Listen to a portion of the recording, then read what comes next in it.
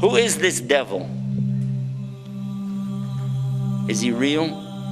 Or is it a figment of your imagination? Or is it just something in philosophy?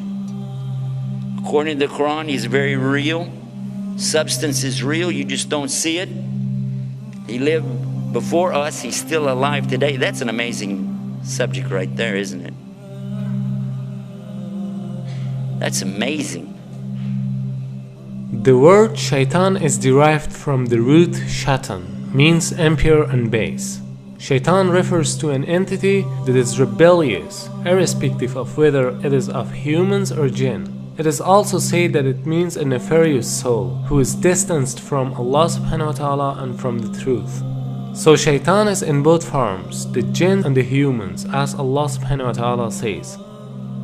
وَكَذَلِكَ جَعَلْنَا لِكُلِّ نَبِيٍّ عَدُوًّا شَيَاطِينَ الْإِنسِ وَالْجِنِّ.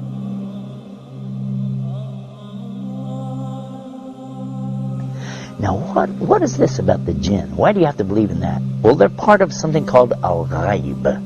Al-ghaib means the things you don't see, the unseen. You agree and I agree, we don't see Allah. Okay, so he's in the ghaib, the unseen. We agree there are angels and you don't see them. They're in the ghaib, unseen, made out of light. And now the jinn, and we don't see them. They're also in the ghaib. They're made from a fire which has no smoke to it. And if fire has absolutely nothing like smoke to it, or that it could be that you don't see that either. There's heat that you don't actually see, isn't that true? The both kind of shayateen are trying to lead people to evil deeds. The jinn kind of them are whispering to your hearts so that you can't see them or hear their whispering. And the human kind of them are whispering to your hearts in a way that you can see and hear but not realize it as whispering. And he can be anyone, even a friend of you who suggests you for drinking alcohol or any other kind of evil deeds. As far as the question is concerned with Eblees, it should be noted that Shaitan is a common noun, whereas Eblees is a proper noun. Eblees is also from among the jinn, who was the first creature that disobeyed Almighty Allah's command. We don't see the jinn, but we said that they have choices, and they were making choices even before Adam or human beings were ever created. And their choices were sometimes good, sometimes bad. From them comes the one we call Lucifer or Eblees. And who is that? Who is Lucifer? Who is Eblees?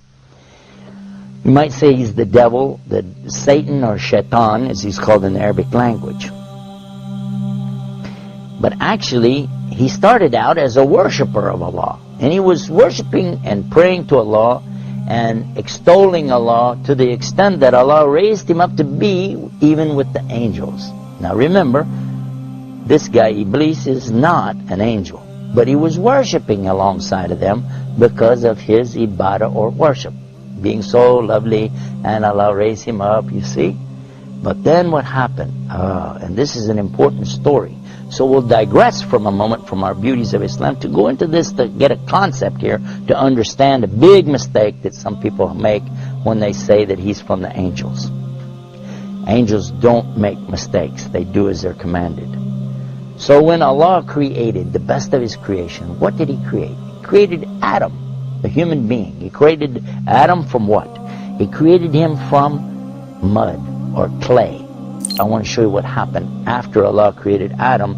Allah ordered all the angels, bow down. And all the angels did because they have to do as they're commanded. And they bowed down. All of them bowed. Except Eblees. He didn't bow down. Now if you read this in context, you understand that he was not an angel. But if you just read the words, all the angels bowed down except Eblees, you'll say, well see, that means he was an angel. But otherwise, in the Quran we find in other places that Allah said he wasn't an angel, but he was from the jinn, and he's created from a smokeless fire. And that's exactly what he said. You created Adam from mud, but I'm created from something better, from a smokeless fire. So I refuse to bow down. Why? Because I'm better than him. I am better than Adam, and I refuse to bow down to him. By so doing, he disobeyed Allah. And whoever disobeys Allah, he's in trouble. But especially if he does it out of his arrogance and his pride. I refuse to obey because, I know better.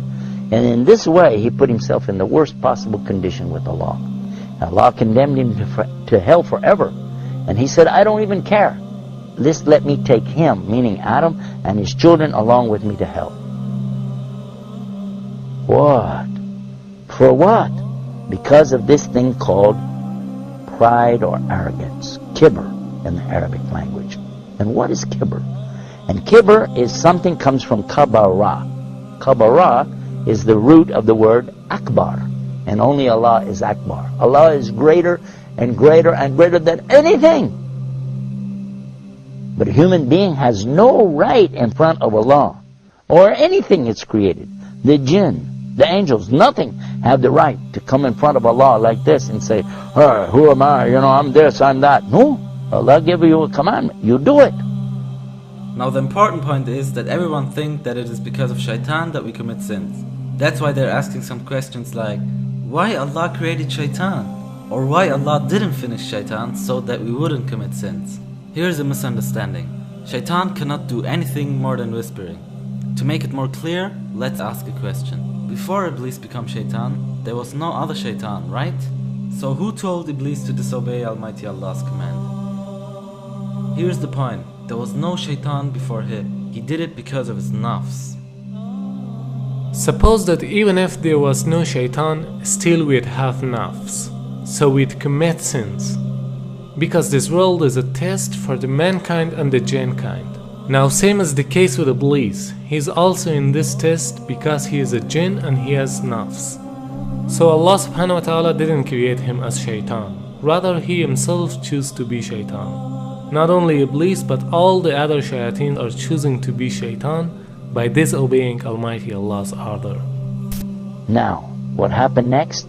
Well, that's when Allah told Adam that he could have anything that he wanted in all of the paradise. Go ahead, enjoy. But there's one tree, don't eat from it. Of course, you know what's going to happen. And the devil came to him and to Eve and got them to eat from that tree. And they were cast down because of that. But Allah knew from the beginning they would eat from it. That's why Allah put it there. Because this life, and this is the whole reason for me telling you this story, so you can get this one beauty of Islam, to understand this one thing. This life is nothing more than a test. The obvious point is that Eblees was the first of all shayateen. Therefore, he is the leader of them. And all shayateen are tools for this test, even though they are also giving test.